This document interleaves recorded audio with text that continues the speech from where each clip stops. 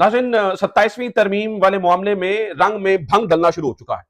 ये तरमीम हमें शौक के साथ तो होनी नहीं है, यानी ऐसा तो नहीं है कि आपने कुछ सोचा, मुल्क के आइन का हुलिया बिगाड़ा, हर चीज जो है वो तबाह बर्बाद करके रख दी और उसके बाद खामोशी से ये तरमीम हो और खामोशी से ये मुल्क के मामलात ऐसे ही चलना शुरू हो जाए और जो तमाम सेगमेंट्स ऑफ द सोसाइटी हैं वो बिल्कुल खामोशी से चुप करके इसको सुन भी लें, बर्दाश्त भी कर लें और इसको आगे पास भी कर लें।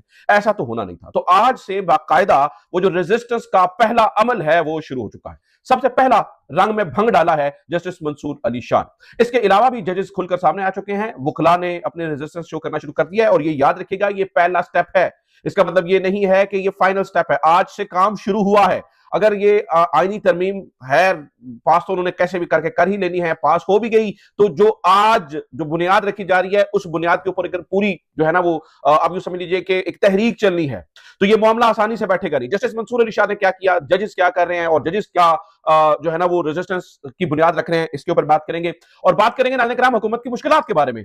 65 का नंबर जो है वो पूरा होने का दावा और ये सारी कहानियां, उसके बाद फिर दूसरी जानिब से 4 विकेटें गिरना और मौलाना साहब का खामोशी से जो है ना वो मुल्क छोड़ जाना। इससे पहले भी मैंने आपको बताया, लेकिन ये 4 विकेटें गिरना, हुकूमत की मुश्किलात का शिकार होना, ये भी नाज़रीन किराम बड़ी कहानी नजर आ रही है। आज शाम 4 बजे तक कहा गया था कि तमाम लोगों ने पार्लियामान के अंदर रुकना है, लेकिन वो मामला अभी तक पूरा होता नजर नहीं आ रहा है। ये जो आज कम अज कम ये तरमीम पास होती हुई नजर नहीं आ रही है। फारूक एच नाइक ने इस हवाले से मसवदा नहीं पेश किया, कायमा कमेटी की रिपोर्ट पेश की है, लेकिन उसके अंदर जो कुछ उन्होंने तफसीलात बताई वो भी मैं आपके सामने रखूंगा। और इसके अलावा जो मिठाई की टोकरियां वहां पर पहुंच रही हैं वो बिन खुले कैसे वापस जा रही हैं, इसके ऊपर भी बात होगी। खबरें और भी बहुत सारी हैं, लेकिन ये सबसे इंपॉर्टेंट है, लिहाजा सबसे पहले इन्हीं के ऊपर बात होगी। आपसे दरखास्त है कि अगर अभी तक आपने चैनल को सब्सक्राइब नहीं किया है तो चैनल को सब्सक्राइब जरूर कर लीजिए। आपकी सब्सक्रिप्शन से होगा ये कि जो हम पर एक अनजाना किस्म का इन्होंने बैन लगाया हुआ है कि आवाज नहीं आगे जाती है, आप सब्सक्राइब करते हैं, घंटी के बटन को दबाते हैं, लाइक करते हैं, कमेंट करते हैं तो आवाज आगे तक भी पहुंच सकती है। अच्छा सुनिए जनाब, सबसे पहले क्या हुआ है, अभी मैं ताजा तरीन खबर आपको दे रहा हूं कि कुछ देर पहले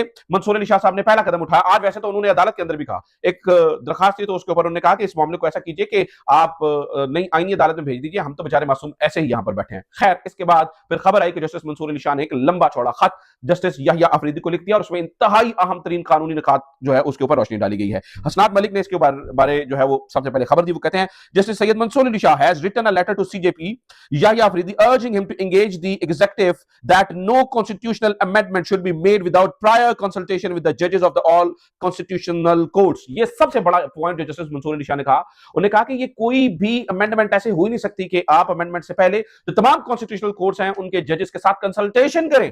अगर वो आप नहीं करते तो आईनी तौर पर ये दुरुस्त ही नहीं है, ये मुमकिन ही नहीं है। ये बहुत बड़ा पॉइंट।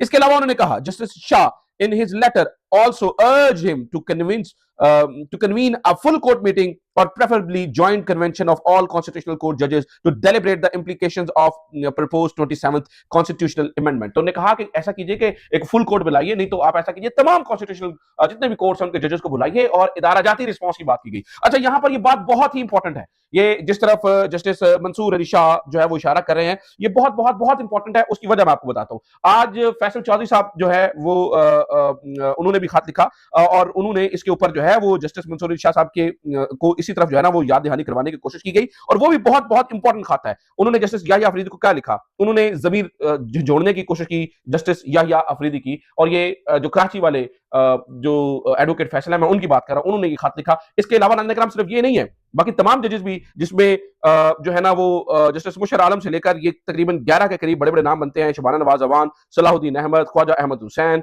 और आबिद एस जुबैरी, और ये सीनियर एडवोकेट्स और जो जजेस हैं वो खुलकर मैदान में आए और वो यहिया अफरीदी साहब को कह रहे हैं कि आप इसके ऊपर थोड़े से बंदे के पुत्र बने, थोड़ी सी इसके ऊपर जो है ना वो आपको थोड़ा ख्याल रखना चाहिए। बहरहाल जो खत उधर एडवोकेट फैसल की जानिब से लिखा गया है वो भी बहुत इंपॉर्टेंट है। वो कहते हैं, मोहतरम चीफ जस्टिस साहब, हम उम्मीद करते हैं कि अब ये सुनिए इसके अंदर वो बात क्या कर रहे हैं। मैं आपको बता रहा हूं कि ये वो चीजें हैं जो बुनियाद बनेगी, आगे जो रेजिस्टेंस की मूवमेंट शुरू हो रही है वो चीजें हैं जो बुनियाद बनेगी। वो कहते हैं, हम उम्मीद करते हैं कि ये खत आपको खैरियत से मिलेगा। लेकिन अच्छा, इस खत के बाद मैं आपको बता दूं कि 2 खबरें और भी हैं, कौन कौन सी विकेटें गिरी हैं और हुकूमत मुश्किलात का शिकार कैसे है, इस बारे में इंपॉर्टेंट खबरें आपको देनी है। लेकिन इससे पहले ये खत सुन लीजिए। कहते हैं, हम उम्मीद करते हैं कि ये खत आपको खैरियत से मिलेगा, लेकिन निहायत अफसोस और गहरे दुख के साथ हम ये खत ऐसे गैर मामूली हालात में लिख रहे हैं जब सुप्रीम कोर्ट ऑफ पाकिस्तान को अपनी तारीख के सबसे बड़े खतरे का सामना है। ऐसा खतरा जो 1956 के बाद, इसके कयाम के बाद कभी पैदा नहीं हुआ। हम बिला खौफ तरदीद कहते हैं कि पाकिस्तान की तारीख में किसी सिविल या फौजी हुकूमत ने भी कभी सुप्रीम कोर्ट को एक मातहत अदालत में तब्दील करने या इसके आईनी दायरे इख्तियार को मुस्तकिल तौर पर खत्म करने की ऐसी कोशिश नहीं की। अगर आप इस बात से इत्तफाक रखते हैं तो यह तरमीम सुप्रीम कोर्ट ऑफ पाकिस्तान के कयाम के बाद से इसके ढांचे में सबसे बड़ी और बुनियादी तब्दीली है। तो हम इंतहाई एहतराम और एतमाद के साथ आपसे दरखास्त करते हैं कि फौरी तौर पर फुल कोर्ट मीटिंग तलब की जाए। इस मीटिंग में इस तरमीम पर गौर किया जाए और वफाकी हुकूमत को सुप्रीम कोर्ट की तरफ से बाज़ाब्ता राय, तजवीज और रद्द अमल दिया जाए। अच्छा, इसके अलावा और भी पूरा लंबा चौड़ा खाता है, लेकिन इंपॉर्टेंट वो कहते हैं जी फुल कोर्ट मीटिंग बताएं जिसके अंदर एक आप इदारा जाती रिस्पॉन्स दीजिए। ये इदारा जाती रिस्पॉन्स क्यों जरूरी है? नाज़रीन, याद होगा आपको जब हाईकोर्ट के जजेस को ISI की जानिब से यानी कि हमारी खुफिया एजेंसियों की जानिब से बहुत सारे मसाइल का सामना था, तो इन तमाम कम से कम जो 6 हाईकोर्ट के जज थे उन्होंने एक लेटर लिखा था और उस लेटर के अंदर उन्होंने बताया था कि उनके साथ क्या कुछ हुआ। उसके बाद आपको पता है बड़ा लंबा चौड़ा मामला चला, काजी फाइज साहब ने कुछ किया, वो मामला अंडर द कारपेट चला गया, बहुत सारी चीजें हुई, नए चीफ जस्टिस साहब आ गए, तो उन्होंने कहा था कि भाई आइंदा कोई भी ऐसी चीज नहीं होगी, हम जो भी ऐसा मामला होगा तो आप अंदर खाते में बताया करेंगे, हम इदारा जाती रिस्पॉन्स देंगे, हम ऐसे नहीं चलेंगे, हम इदारा जाती रिस्पॉन्स देंगे। नाज़रीन करम, उसके बाद से लेकर आज तक वो इदारा जाती रिस्पॉन्स जो है वो टट्ठे खूह में बड़ा हुआ है, वो आज तक नहीं आया इदारा जाती रिस्पॉन्स। तो आज तमाम जजेस, तमाम वकला, तमाम बड़े पिलर्स जो है वो इस इदारे के, वो कह रहे हैं कि भाई इदारा जाती रिस्पॉन्स दें। आप ठंडी मठी गां क्यों बने हुए हैं? आपको डिमोट किया जा रहा है, आपको चीफ जस्टिस ऑफ पाकिस्तान से chief justice of supreme court बनाया जा रहा है, सुप्रीम कोर्ट को एक मातहत अदालत बनाया जा रहा है। सुप्रीम कोर्ट अब वो अदालत उज़्मा नहीं रही, सुप्रीम कोर्ट को अब अदालतें, और ये सुप्रीम कोर्ट भी नहीं रही, इससे ऊपर भी एक और सुप्रीम कोर्ट है जिसे कॉन्स्टिट्यूशनल कोर्ट का नाम दिया गया है। तो इसके ऊपर जो है वो नाज़रीन बहुत सारी बातें हो रही है। अब आ जाते हैं नाज़रीन दूसरी तरफ क्या चल रहा है। आज सुबह से जो बढ़ के मारी जा रही थी नंबर पूरे हैं, नंबर पूरे हैं, हमारे पास नंबर पूरे हैं, तो अब पता चला जी नंबर पूरे तो नहीं है। सबसे पहले तो सुबह हमें ये पता चला कि जो गवर्नमेंट के कुछ लोग हैं वो गायब हैं और वो राब्ता या उनसे नहीं है या वो बीमार हैं या वो कहीं भी हैं, लेकिन उनके नंबर पूरे नहीं है। लेकिन इसके बाद हमें नाज़रीन जो खबर मिली वो और ज्यादा खतरनाक थी। वो हमें उस खबर में ये पता चला जी पाकिस्तान तहरीक इंसाफ के जो दो जो है ना वो सेनेटर गायब हैं। एक का नाम है सेनेटर सैफुल्लाह अबड़ो और दूसरे का नाम है सेनेटर फैसल सलीम। अच्छा, इन दोनों के बारे में आपको बता दूं कि दोनों के बारे में बहुत ज्यादा खबरें पहले भी आ चुकी हैं। ये दोनों वही सेनेटर्स हैं जो आपको पता है चाइनीज कंपनी वाला मामला शुरू हुआ था, तो चाइनीज कंपनी के मामले के अंदर भी इन्हीं दोनों सेनेटर्स का नाम पॉपअप किया था कि भाई ये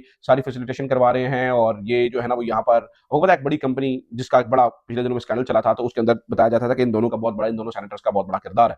तो ये दो सेनेटर्स जब कहा गया कि भैया मुख्तलिफ कमेटियों से इस्तीफा दे दीजिए, जब इमरान खान की हदायत आ गई कि आप सेनेट की मुख्तलिफ कमेटियों से इस्तीफा दे दीजिए, तो आपको याद होना चाहिए कि इन दोनों सेनेटर्स ने इस्तीफा नहीं दिया था। आज ये दोनों सेनेटर्स गायब हैं और सिर्फ ये दो सेनेटर्स गायब नहीं है, इसके साथ JUI फे के भी दो सेनेटर्स गायब हैं, उनसे भी राब्ता नहीं हो पा रहा। पाकिस्तान तहरीक इंसाफ और JUI फे दोनों का मानना है कि हमें इसमें वोटिंग नहीं करनी चाहिए, लेकिन ये सेनेटर्स उस तरफ से वोटिंग करने के लिए शायद आ जाएंगे। अब मामला क्या चाहिए, तो ये था कि जब इस कदर इस किस्म की हंगामी सूरत हाल है तो मौलाना फजल रहमान साहब मुल्क में मौजूद रहते, लेकिन वो मुल्क छोड़कर चले गए। इसका मतलब यह है कि कहीं ठंडा मिठे करके उन्होंने भी कहीं शायद अपनी आंखें बंद करी हैं कि भाई ठीक है जो भी चल रहा है सही है और इसी तरह से जो वो शायद चलना चाहिए। तो ये सूरत हाल है। एक तरफ नाज़रीन इस तरह की मुल्क में सूरत हाल चल रही है, गड़बड़ हो रही है, मामला जो है वो कंट्रोल में नहीं है, चीजें हाथ से बाहर जाती हुई नजर आ रही है। और ऐसी सूरत हाल में नाज़रीन जो मुख्तलिफ जो लोग हैं खासतौर पर जैसे मतलब मुख्तलिफ जर्नलिस्ट हैं वो भी इसके ऊपर खतरे की घंटियां बजा रहे हैं। मैं मिसाल देता हूँ आपको, हबीब अकरम साहब, इनकी बात सुनिए, वो कहने जी इस तरमीम में हुकूमत ने अपने पर काट दिए हैं, ये हुकूमत मजबूत नहीं मजीद कमजोर हो जाएगी। हाँ, ये जरूर है कि इस तरमीम के बाद हुकूमत कुछ अर्सा मजीद चल जाए,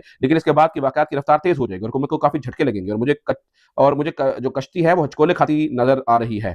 इमरान खान चाहे तो रहा हो सकते हैं, लेकिन वो माशाल्लाह एक ट्वीट करते हैं और अंदर से कुंडी लगा लेते हैं। ये कहा जा रहा है कि इस मुल्क के लिए इसके अंदर चीजें जो है ना वो गड़बड़ हो रही हैं। हमारी नाज़रीन सारी तवज्जो इस तरफ है, हालांकि मुल्क को कुछ और मुश्किलात, कुछ और मसाइल का सामना है, लेकिन हमने 27वीं तरमीम करनी है। हमने फैसल बावड़ा साहब के ने जो है ना वो मिठाई के टोकरे भेजने हैं अदालतों के अंदर जो इस वक्त खाली जा रहे हैं, वो तो अभी तो तरमीम जो है वो पास नहीं हुई है, लेकिन वो कह रहे हैं कि मेरी नजर तो 27 पे है ही नहीं, मेरी नजर तो 28वीं तरमीम पे है, अब 28वीं तरमीम भी होगी। तो बहुत सारी चीजें हैं। अब ये देखिए कि अफगानिस्तान के जो वज़ीर खारजा है अमीर खान मुत्तकी, उनका एक बहुत ही बड़ा बयान आया है। हमारी तवज्जो किधर होनी चाहिए थी और हमारी तवज्जो किधर है, इसे आपको बिल्कुल वाज़ेह हो जाएगा। अमीर खान मुत्तकी कहते हैं तुमने ड्यूरन लाइन पर बाढ़ लगाई, कैमरे नस्ब किए, बड़ी बड़ी चौकियां और बेस बनाए, पेशावर से इस्लामाबाद तक चेक पोस्टें कायम की, लाखों फौजी और एजेंट तैनात किए, फिर भी तुम TTP को नहीं रोक सके, तो मैं कैसे रोक सकता हूं? तो वहां पर हमारा हो नहीं रहा मुआहिदा और यहाँ पर हम नाज़रीन इन चीज़ों में मुलव्वस हैं, मौजूद हैं। और हम यहाँ पर नाज़रीन आज तो गवर्नर राज की बातें की, आज तो हटाने की बातें की, आज तो गिरफ्तारियों की बातें की, मुकदमे की बातें की, डंडा फेंटने की बातें की फैसल बावड़ा साहब ने। तो जो इधर जाने होनी चाहिए, डंडे से अपने लोगों को फेंट रहे हैं और फिर NCCI से मुकदमे दर्ज करवाए जा रहे हैं। बहुत कुछ हो रहा है। अब NCCI कौन सी? वो NCCI जिसके 9 अफसरान के ऊपर पिछले कुछ अरसे में, अब ये देखिए कि मिलियंस एंड मिलियंस, शायद मेरे ख्याल से 110 मिलियन का करप्शन केस है। शायद मैं अभी रीचेक कर लूंगा फैक्ट्स को, ठीक है? तो उनसे एक मुंतखब वज़ीर आला के खिलाफ मुकदमे, तवज्जो किधर होनी चाहिए, है किधर, ये पूरी दुनिया और पूरी कौम देख रही है। आपका इस बारे में क्या ख्याल है? अपनी राय का इज़हार कमेंट बॉक्स में ज़रूर कीजिए। अपना ख्याल रखिए, खुदा हाफ़िज़, पाकिस्तान ज़िंदाबाद।